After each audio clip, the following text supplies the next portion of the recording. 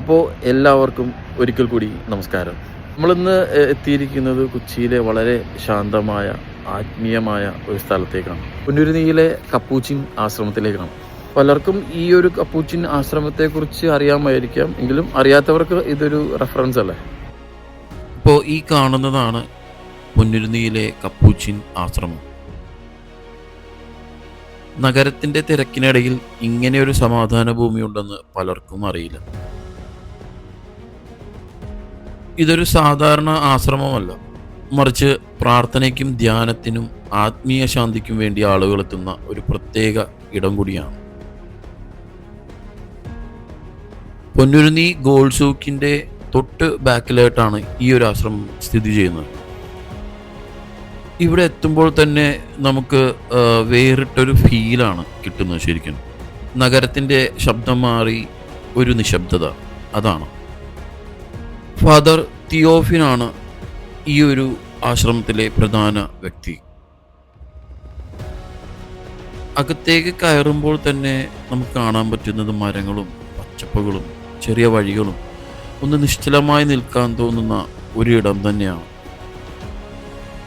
Capuchin ആശ്രമം എന്നത് Capuchin fathers എന്ന കാത്തലിക് വിഭാഗം നടത്തുന്ന ഒരു ആത്മീയ കേന്ദ്രമാണ്.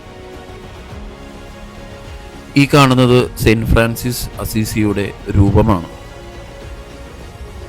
കപ്പൂച്ചിൻ ആശ്രമം എന്നത് കപ്പൂച്ചിൻ ഫാദേഴ്സ് എന്ന കാത്തലിക് വിഭാഗം നടത്തുന്ന ഒരു ആത്മീയ കേന്ദ്രമാണ്.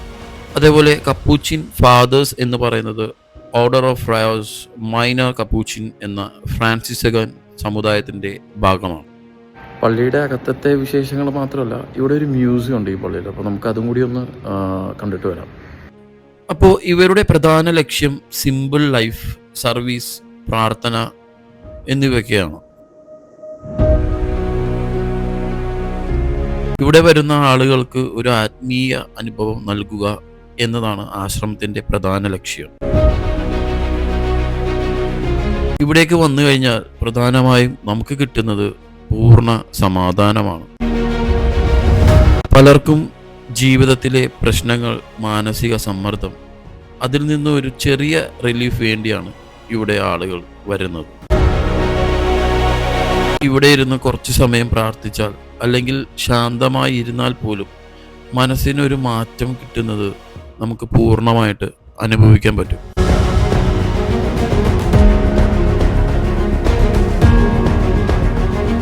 ഈ കാണുന്നതാണ് തിയോഫിനച്ചൻ്റെ കബറിടം.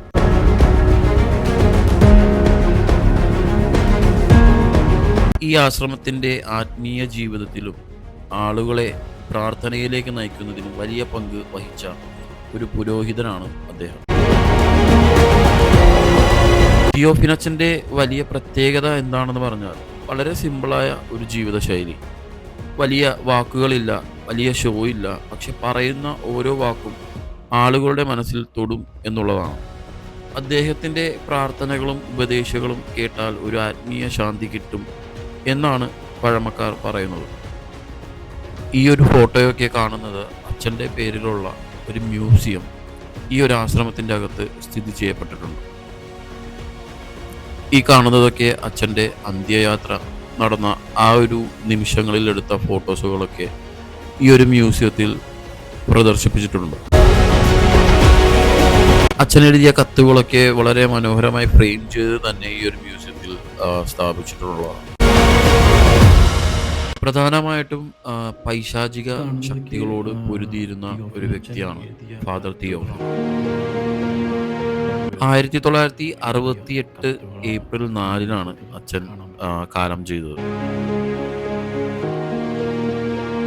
2005 ജനുവരി 10-നാണ് തിയോഫിനച്ചന് ദൈവദാസ പദവി ലഭിക്കുന്നത്. ഇവിടെ ദിവസവും പ്രാർത്ഥനകളും അതുപോലെ തന്നെ കുർബാനകളൊക്കെ നടക്കാറുള്ള ഒരു സ്ഥലമാണ്.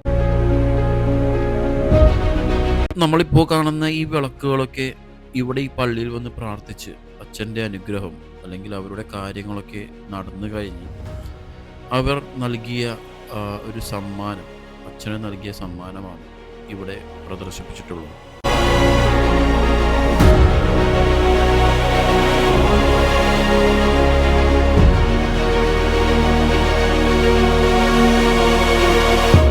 കൂടുതലായും പൈശാചിക ശക്തികളെ അച്ഛൻ പ്രാർത്ഥനയിലൂടെയും അതുപോലെ തന്നെ ഒരുപാട് കാര്യങ്ങൾ ചെയ്ത് മോചനങ്ങൾ നൽകാറുണ്ടായിരുന്നു എന്നുള്ളതാണ് കൂടുതലും പഴമക്കാർ പറയുന്നത്. ചില ദിവസങ്ങളിൽ ഇവിടെ വലിയ തിരക്കാണ്, പ്രത്യേകിച്ച് വെള്ളിയാഴ്ച എന്ന് പറയുന്ന ദിവസം.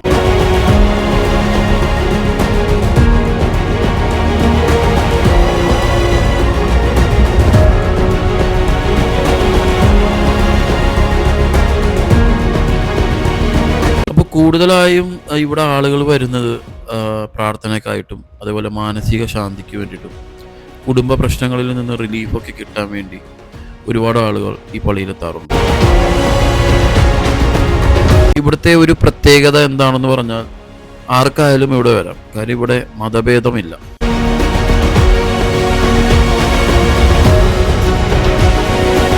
ഞാനിവിടെ എത്തിയപ്പോൾ എനിക്ക് പേഴ്സണലി തോന്നിയത് ഒരു പോസ്റ്റ് ബട്ടൺ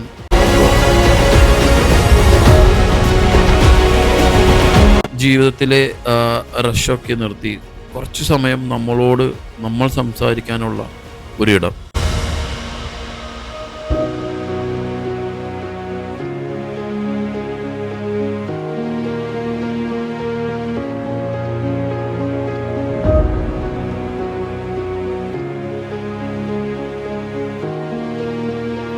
ഇവിടേക്ക് വരാൻ ബെസ്റ്റ് സമയം ഒന്നല്ലെങ്കിൽ രാവിലെ അല്ലെങ്കിൽ വൈകുന്നേരം.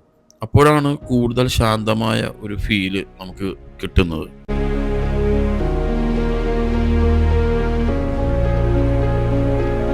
ഈ കാണുന്നത് അച്ഛനെ കുറിച്ചിട്ടുള്ള പൂർണ്ണ വിവരണത്തിന്റെ ഭാഗമായിട്ടാണ്. ഈ കാണുന്നതാണ് അച്ഛൻ്റെ യഥാർത്ഥ കല്ലറ. അന്ന് ആ കല്ലറ തുറന്നപ്പോൾ അച്ഛൻ ഉപയോഗിച്ചിരുന്ന വസ്ത്രത്തിൻ്റെ അവശിഷ്ടവും അതുപോലെ ശവപ്പെട്ടിയുടെ കൈപ്പിടികളൊക്കെ ഈ ഒരു ഭാഗത്തായിട്ടാണ് ലഭിച്ചിട്ടുണ്ടായിരുന്നത്. ഈ കാണുന്നത് അന്ന് അച്ഛൻ്റെ ഭൗതിക ശരീരം ഇറക്കി വെച്ച ശവപ്പെട്ടിയുടെ അവശിഷ്ടങ്ങളൊക്കെയാണ്.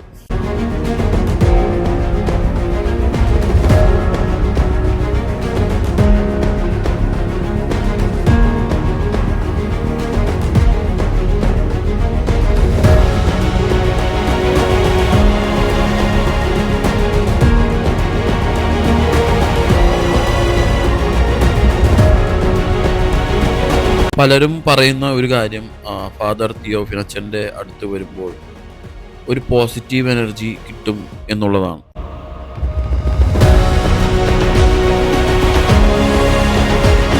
അന്നത്തെ കാലത്ത് അദ്ദേഹം ആളുകളോട് സംസാരിക്കുന്ന രീതിയും വളരെ ഫ്രണ്ട്ലി ആയിട്ടായിരുന്നു എന്നാണ് പറയുന്നത്.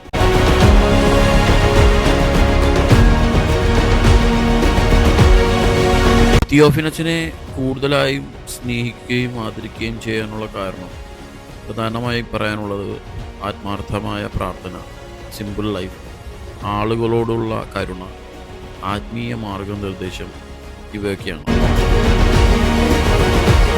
പ്രധാനമായിട്ടും അച്ഛൻ ആ കാലഘട്ടങ്ങളിൽ താമസിച്ചിരുന്ന മുറികൾ ഇവിടെ വന്ന് പ്രാർത്ഥിക്കാൻ വരുന്ന ആളുകൾക്കും എല്ലാവർക്കും നമുക്ക് സന്ദർശിക്കാൻ പറ്റും എന്നുള്ളതാണ്.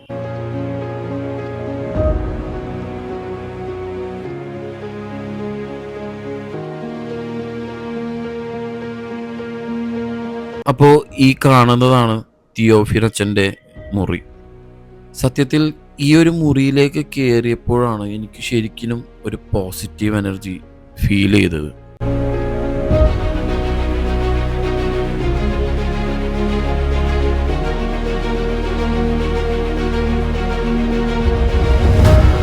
നമ്മൾ ശരിക്കും ഒന്ന് ഒബ്സർവ് ചെയ്താൽ നമുക്ക് മനസ്സിലാവും എന്തോ ഒരു പ്രത്യേകത ഈ റൂമിൽ തന്നെ ഉണ്ട് എന്നുള്ളത്.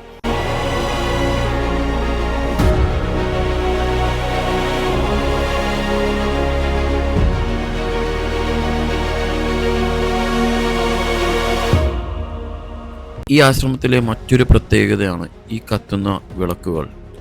ഓരോ വിളക്കിലും ഓരോ ആൾക്കാരുടെ ആഗ്രഹങ്ങൾ സഫലമാകാൻ വേണ്ടിയാണ്. അപ്പോൾ ഈ വീഡിയോ നിങ്ങൾക്ക് എല്ലാവർക്കും ഇഷ്ടപ്പെട്ടെന്ന് കരുതുന്നു. നിങ്ങളുടെ വിലയേറിയ അഭിപ്രായങ്ങളും നിർദ്ദേശങ്ങളൊക്കെ കമൻറ്റ് ബോക്സിലൂടെ അറിയിക്കുക. അതുപോലെ തന്നെ നല്ലൊരു ലൈക്കും ഷെയറും ഒക്കെ കിട്ടിയാൽ മാത്രമേ ഇനി നമുക്ക് നല്ലൊരു വീഡിയോ ഒക്കെ എടുക്കാൻ പറ്റുള്ളൂ. നല്ലൊരു വീഡിയോയുമായി നമുക്ക് അടുത്ത് തന്നെ കാണാം. അപ്പോൾ അതുവരേക്കും എല്ലാവർക്കും ബൈ.